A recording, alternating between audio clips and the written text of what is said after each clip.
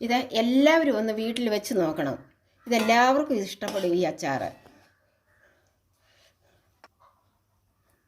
ഇന്ന് നമ്മൾ ജാതിക്ക കൊണ്ടുള്ള ഒരു അടിപൊളി അച്ചാർ ഉണ്ടാക്കാൻ പോവുകയാണ്.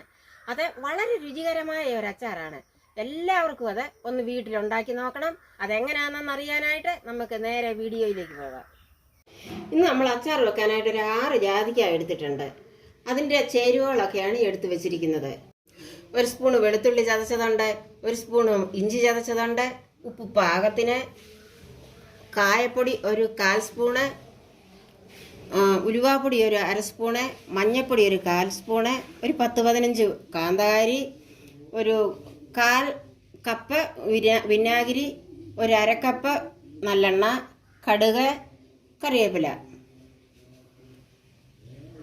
ഇനി നമുക്ക് ഈ ജാതിക്ക ഒന്ന് തോട് പൊട്ടിച്ച് വൃത്തിക്കൊന്ന് കഴുകി ചെറുതായിട്ടൊന്ന് തൊലി ചെത്തി അരിഞ്ഞെടുക്കണം. ഈ ജാതിപത്രിയാണെന്ന് വരിയിലെടുത്ത് നമ്മൾ ഉണക്കി മസാലയ്ക്കകത്തൊക്കെ ചേർക്കും. അതുപോലെ ഇതിൻ്റെ കുരു പൊട്ടിക്കണം. പൊട്ടിച്ച് പിള്ളേർക്ക് വയറുന്നതൊക്കെ വരുവാണെങ്കിൽ 1 സ്പൂൺ പാലെടുത്തിട്ട് അതിനകത്ത് ഉരച്ചു കൊടുക്കാം. ചിലരാണെങ്കിൽ ഇതിൻ്റെ തൊലിയൊന്നും ചെത്തത്തില്ല. ചെത്തിയില്ലേലും കുഴപ്പമില്ല. പക്ഷെ ഞാൻ ഇതിൻ്റെ തൊലി ഒരു ശകലം ഒന്ന് ഓടിച്ച് ചെത്തിക്കളയും. ഇതിന് ശകലം കട്ടിക്കൂടുതലാണ്. അതുകൊണ്ട് നമ്മൾ ചെറുതായിട്ട് അരിഞ്ഞിടണം, അല്ലെങ്കിൽ പെട്ടെന്ന് അലിക്കത്തില്ല.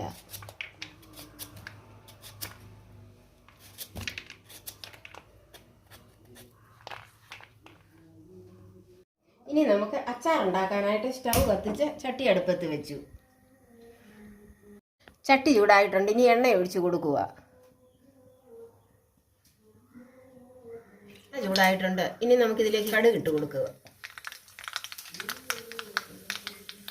കടുക് പൊട്ടി. ഇനി ഇതിലേക്ക് നമുക്ക് ചതച്ച വെളുത്തുള്ളി ഇഞ്ചി ചതച്ചതും കൂടെ അങ്ങോട്ട് ഇട്ട് കൊടുക്കുക.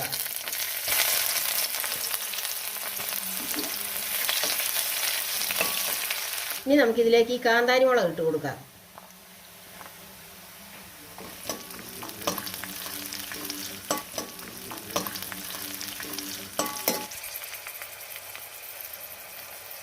ഇനി നമുക്ക് പാകത്തിനുള്ള ഉപ്പ് കൂടെ അങ്ങോട്ട് ഇട്ട് കൊടുക്കുക. ഇനി ഇതിലേക്ക് മഞ്ഞൾപ്പൊടി ഇട്ട് കൊടുക്കുകയാണ്. ഇതിലേക്ക് ഉലുവാപ്പൊടി ഇട്ട് കൊടുക്കുക.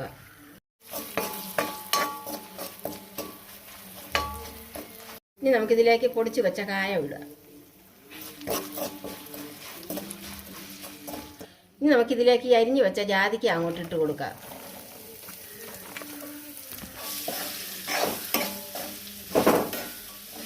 നമുക്കിതിലേക്ക് ഈ കറിവേപ്പില ഊരി അങ്ങോട്ടിടാം.